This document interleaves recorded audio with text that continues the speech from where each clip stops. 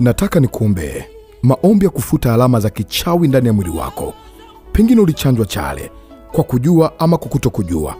Pengine kuna alama yoyote ambayo iko ndani ya mwili wako uielewi. Wengine kuna alama mliweka za tattoo ndani ya miili yenu. Wengine mmeamka asubuhi mnajikuta kuna alama ziko ndani ya miili yenu.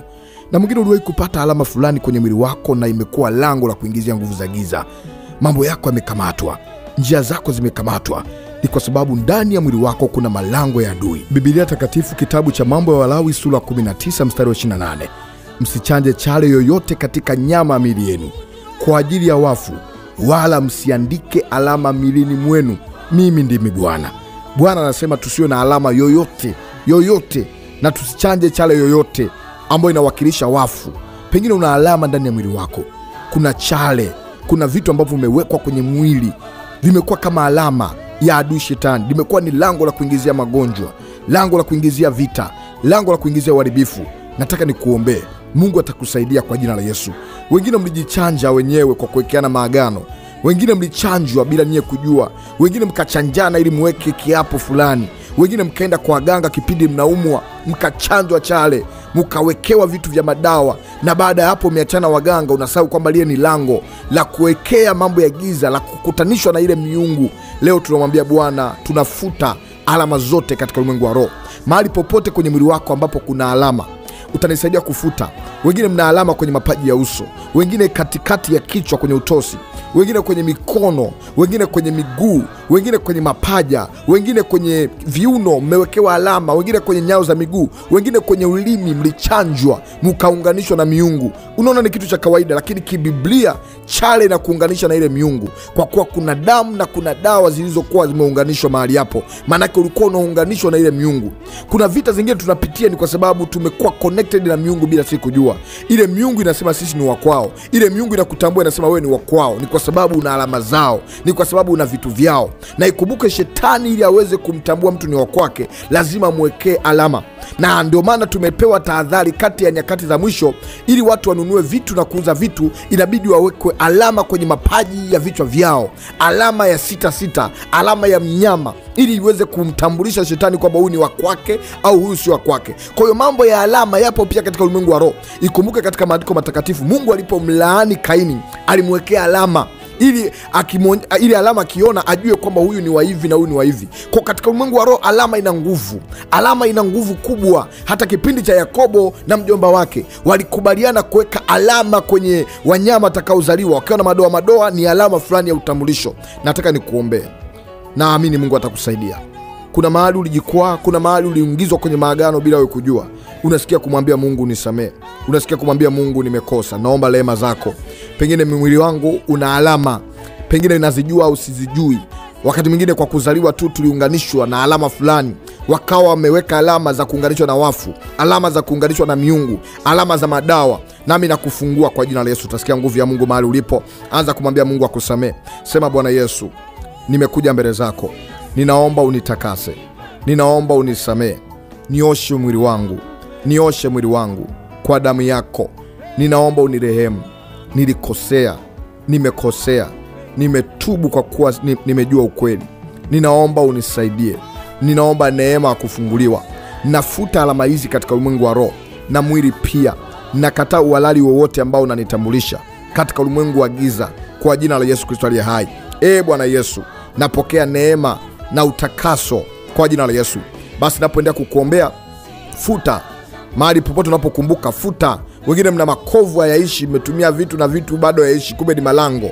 Wengine mna vitu kwenye miili yenu ambao vimekuwa ni lango. Uliwahi pata shida fulani, uliwahi ukua, uliwahi patwa changamoto fulani, na hilo tatizo limekuwa linadumu tu, ni alama imekuwa ya kukutambulisha katika ulimwengu wa roho. Baba, ninafuta kila alama ya giza. Nafuta kila alama ambayo amewekewa mtu huyu. Unaponisikia, unipojiunganisha pamoja na mimi, unapoendelea kufuta, kuna nguvu ya Mungu inakushukia.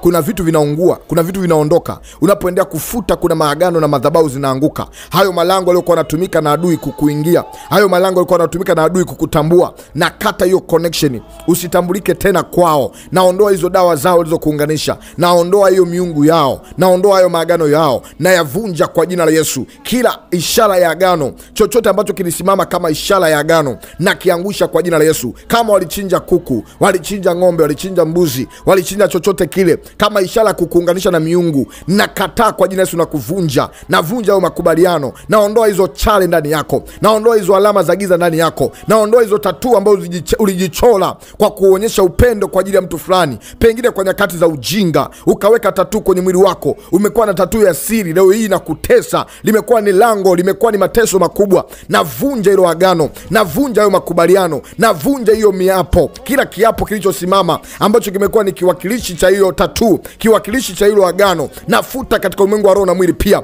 Naamuru ufunguliwe kuanzia sasa. Malango ya kuzimu toka, malango ya giza toka, malango ya kipepo toka katika jina la Yesu. Na kataa utambulisho mbaya kwa mtu huyu. Kila identity ambayo mmeiweka kwake naifuta kwa jina la Yesu. Naamuru utambulisho wake ndio kaonekane, naamuru kibali na nyota yake ndio ikaonekane. Nafuta kila utambulisho wa giza, nafuta futa hizo alama, futa kwa jina la Yesu. Utasikia nguvu ya Mungu inapoendelea kufuta, utasikia kuna vitu vinaondoka, utasikia kuna vitu vinaachia. Natuma moto kwa jina la Yesu. Napiga hizo madhabahu zinazokutambulisha, napiga hiyo madhabahu inayokutambulisha, hiyo madhabahu na kuamuru kwa jina la Yesu, expire kuanzia sasa. Namaliza muda wako kuanzia sasa, namaliza muda wako kuanzia sasa. Muachie mtu huyu, nataka umwachie kwa jina la Yesu. Ninakuapisha, toka kwa jina la Yesu. Lipuka kuanzia sasa, lipuka, ondoka, toa alama zako, toa maagano yako, toa utambulisho wako. Naondoa kila utambulisho mbaya, na ufuta kwa jina la Yesu. Naondoa kila nguvu za giza, naondoa kila miungu, naondoa kila mapepo. Toeka kwa jina la Yesu na kufungua. Pokea ufungulivu kwa jina la Yesu. Mungu akupe neema, Mungu akutetee, Mungu akuinue tena, Mungu akupe wepesi. Pokea utambulisho mpya, takaswa kwa damu ya Yesu, tambulika kwa damu ya Yesu. Kuanzia sasa nimekufungua. Pokea uhuru wako katika jina la Yesu. Amen. Naitwa mwombezi Pastor Godwin Ndelwa, ambaye nimeomba na wewe. Naamini maombi haya yamekusaidia. Yaombe mara kwa mara mpaka pale utakaposikia amani, na mtukuze Mungu kwa sababu ya ufunuo huu. Mungu amekusaidia na Mungu atakupa maisha mapya. Endelea kumtumaini Mungu, achana kutumaini wanadamu na miungu mingine. Weka imani yako kwa Mungu moja kwa moja. Unatamani wasanami? Karibu tuwasiliane moja kwa moja kwa njia ya WhatsApp. Niandikie jina lako na hitaji lako. Ikiwa nakuhudumia kwa njia ya WhatsApp, Mungu akubariki sana. Na wale ambao mnanifuatilia kwa njia ya YouTube, unaweza kubonyeza alama kusubscribe ili uwe mmoja kati ya wanafamilia wa Maombi ni Dawa. Kuna maombi mengi yatakayokufaa. TikTok ni Maombi ni Dawa. Ikiwa unanifuata kwa njia ya TikTok, bonyeza alama kujumlisha. Ukihitaji maombi zaidi, andika kwenye YouTube yako Maombi ni Dawa by Pastor Godwin Ndelwa. Ukiandika tu Maombi ni Dawa, itakuja Maombi ni Dawa by Pastor Godwin Ndelwa. Bonyeza hiyo. Kuna maombi mengi yatakayokubariki. Mungu wa mbinguni